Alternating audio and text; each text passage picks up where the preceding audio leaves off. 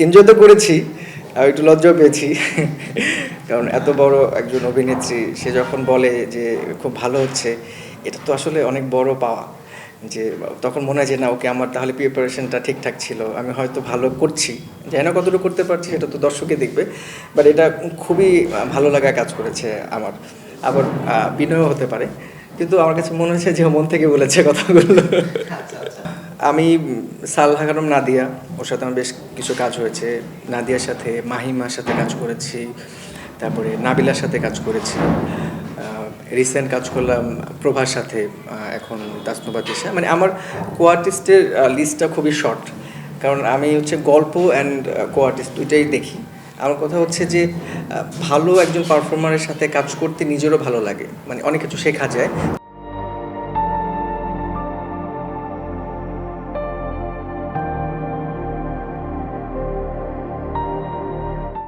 তা আমি যেহেতু সবসময় শিখতে চাই, ভালো কাজ করতে চাই, তো ভালো কাজ করার জন্য আমার কাছে মনে হয় যে কো আর্টিস্টটা খুবই গুরুত্বপূর্ণ এক ব্যাপার। কারণ গল্পটা ফোটানোর জন্য অ্যাকশন রিয়াকশনের তো খেলা বিষয়টা।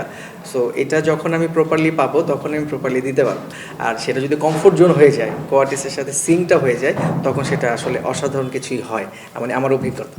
নাটকের সাথেই আমি থাকতে চাই।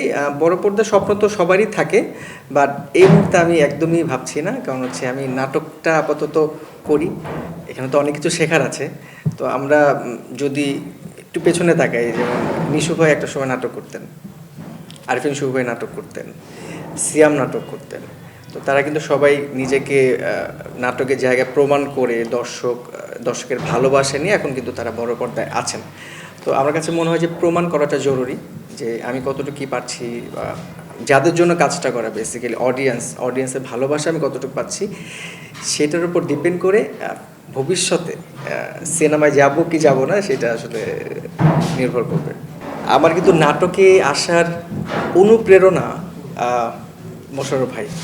কারণ আমি স্কুল কলেজে যখন ছিলাম, তখন মোশাররফ ভাইয়ের নাটক দেখে দেখে আমার কাছে মনে হয়েছে যে আমি নাটক করব।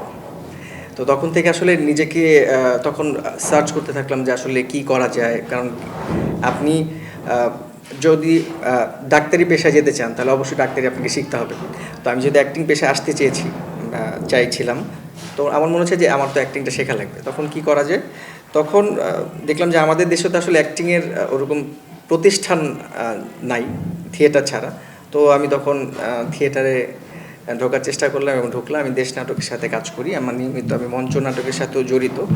বেশ কিছু মঞ্চ নাটক আমি করছি এখনও। তো যেটা বললেন যে এত এত জায়ান্টের মাঝে আসলে নিজেকে একটা জায়গায় আনা, দর্শকের সামনে নিজেকে ওইভাবে প্রমাণ করা, এটা তো আসলেও চ্যালেঞ্জিং। কিন্তু আমি মনে করি যে যদি আপনি অনেস্ট থাকেন, আপনি কাজটার ব্যাপারে যদি আপনি সিরিয়াস থাকেন, তাহলে টুডে অর টুমোরো অডিয়েন্স আপনাকে ডেফিনেটলি ভালোবাসা দেবে, এবং সেটা কাজের মাধ্যমেই দেবে। ট্রেন্ডি বলি আমরা, যেটা ট্রেন্ডি কাজ আমি করেছি কিন্তু খুবই কম।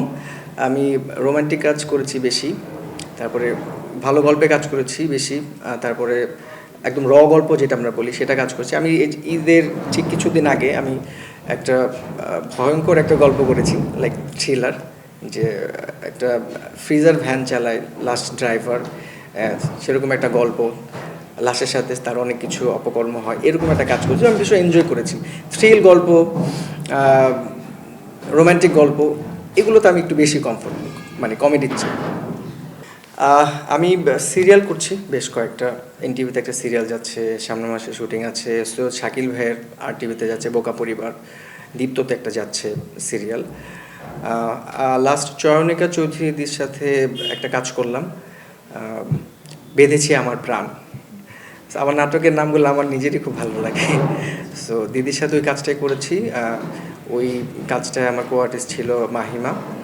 আশা করছি ওটা চ্যানেল আইতে যাবে। আর হচ্ছে সামনের মাসে আরেকটা কাজ করার কথা তিথির সাথে, সিঙ্গেল। আরও বেশ কিছু প্ল্যান হচ্ছে, দেখা যাক। আমি ম্যারিড, বেবি বয়। সো ফ্যামিলির সাপোর্ট ছাড়া আসলে কাজ করা তো অসম্ভব। আমার ওয়াইফ ভীষণ সাপোর্ট করে আমাকে। ইভেন আমি শুটিংয়ে আসলে আমি কস্টিউমের ব্যাপারে খুবই কনফিউজ থাকি, যে আসলে কোনটা পড়বো, এই সিনে কোনটা যাবে। আমি ওকে টোটাল গল্পটা ব্রিফ করি, ও আমাকে বলে দেয় যে এই সিনে এটা পড়বা, এই সিনে এটা পড়বা। এটা আমার কাছে মাঝে মাঝে মনে হয় যে অসাধারণ একটা ব্যাপার। হয় না, অনেকের ফ্যামিলিতে থাকে যে না করতে পারবা না, এটা করতে পারবা না, এটা করতে পারবা না, নায়িকাকে জড়ায় ধরতে পারবা না। সো আমার ওয়াইফ এই দিক থেকে আলহামদুলিল্লাহ অনেক ভালো। সো থ্যাংক ইউ বউ। That was my first love, মানে আমার প্রথম প্রেম ওর সাথে। এর আগে আমি কারোর সাথে প্রেম টেম করি নাই। আমার প্রথম প্রেম, 8 বছর রিলেশন, দেন বিয়েরও 5-6 বছর হয়ে গেল। সাকসেস। অভিনন্দন আপনাদেরকে, আপনি অনেক ভালো করেন। আমাদের বাংলাদেশ প্রতিদিনকে অনেকটা সময় দিলেন, এই জন্য আপনাকে অত্যন্ত ধন্যবাদ। থ্যাংক ইউ বাংলাদেশ প্রতিদিন, আজকে আমাদের সাথে ছিলেন, আমাদের সাপোর্ট করেছেন এবং আমরা আশা রাখবো যে আমাদের সাথে থাকবেন। সবচেয়ে বড় ব্যাপার হচ্ছে বাংলা নাটকের সাথে থাকবেন। আপনারা আছেন বলে আমরা আছি, দর্শক আমাদের দেখতে পায়, আমাদের ভালো মন্দ জানতে পারে। ধন্যবাদ।